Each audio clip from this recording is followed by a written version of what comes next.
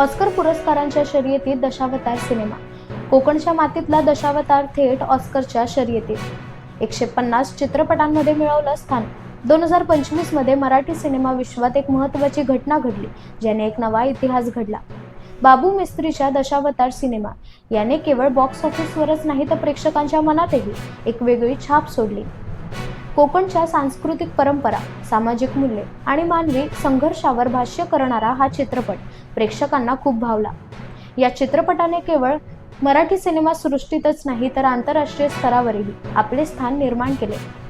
आणि आता ऑस्कर पुरस्कारांच्या शर्यतीत दशावतार पोहोचला आहे, ज्यामुळे मराठी सिनेमा जगभरात मान्यता मिळवण्याच्या दिशेने पुढे जात आहे. प्रेक्षकांना वेड लावणाऱ्या दशावतार चित्रपटाने आता मोठी झेप घेतली आहे. हा चित्रपट आता ऑस्कर पर्यंत पोहोचला आहे. दशावतार चित्रपटाची 98व्या ऑस्कर पुरस्कारांच्या मुख्य स्पर्धेत अधिकृत निवड झाली आहे. जगभरातील हजारो चित्रपटांपैकी निवडल्या गेलेल्या 150 चित्रपटांमध्ये हा एकमेव मराठी चित्रपट ठरला आहे. चित्रपटाचा दिग्दर्शक सुबोध खानोलकर याने याची एक पोस्ट करून माहिती दिली आहे.